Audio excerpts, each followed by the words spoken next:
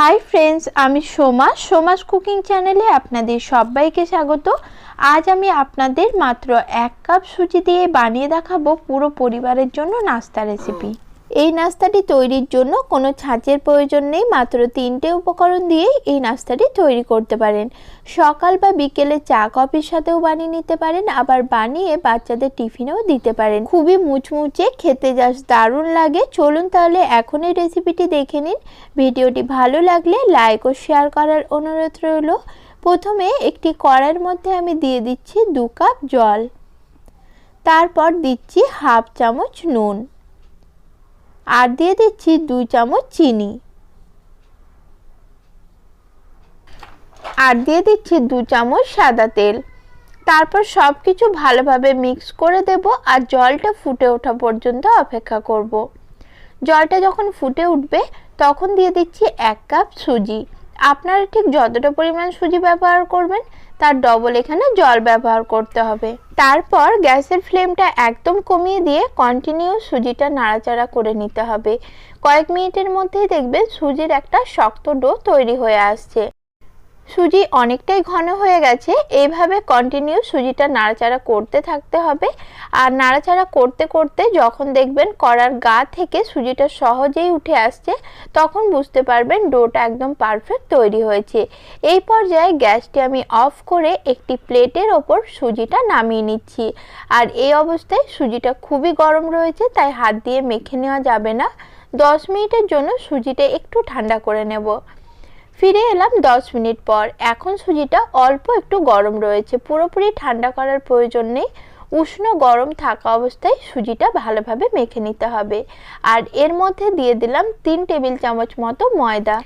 এখন ময়দার সঙ্গে ডোটা খুব ভালোভাবে মেখে নিতে হবে। একদম একটা স্মুথ ডো মেখে রেডি করতে হবে। এইভাবে ময়দা দিয়ে মাখলে ডোটা দেখবেন সহজেই মেখে নেওয়া যায়, আর নাস্তাগুলো যখন তৈরি করব তখন ভেঙে যাওয়ার সম্ভাবনা থাকবে না। এখন দিয়ে দিলাম 1 চামচ মতো সাদা তেল। তেলটা দিয়ে আবারও ময়দাটা খুব ভালোভাবে মেখে নেব, তাতে ডোটা একদম স্মুথ তৈরি হবে আর হাতেও লেগে যাবে না। ডো আমার পুরোপুরি তৈরি হয়ে গেছে। এখন হাতে অল্প একটু তেল লাগিয়ে নিয়েছি, তারপর ডোয়ের কিছুটা অংশ নিয়ে এইভাবে একটা লেচি ভালোভাবে গোল করে নিচ্ছি। লেচিটা গোল করে নেওয়ার সময় যদি দেখেন লেচিটা ফেটে আছে তাহলে আরও কিছুক্ষণ ময়দাটা মেখে নিতে হবে। তারপর একটা টুথপিকের সাহায্যে এইভাবেই সুন্দর একটা ফুলের ডিজাইন করে নিচ্ছি। দেখুন কোনো রকম ছাঁচের প্রয়োজন নেই, একটা টুথপিক বা কাঠির সাহায্যেই খুব সহজে আপনারা সুন্দর এরকম একটি নাস্তার ডিজাইন করে নিতে পারেন।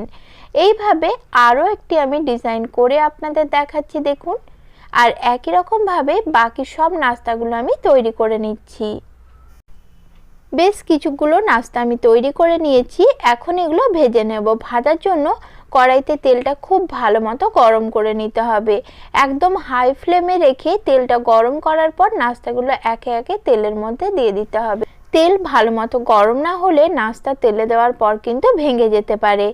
এরপর গ্যাসের ফ্লেম মিডিয়াম হাইতে রেখে নাস্তাগুলো আমি ভেজে নেব।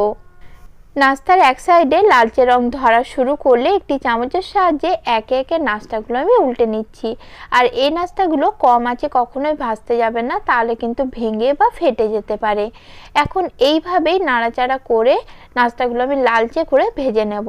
লালচে করে ভেজে নিয়েছি, ভালোভাবে তেলটা ঝরিয়ে নাস্তাগুলো তুলে নিচ্ছি। এইভাবে বেশ কিছুগুলো নাস্তা আমি ভেজে নিয়েছি, আর বাকিগুলো তৈরি করে ফ্রিজে সংরক্ষণ করে রেখেছি পরে ভেজে নেওয়ার জন্য। আজকের মতো নমস্কার বন্ধুরা, সকলে ভালো সুস্থ থাকবেন।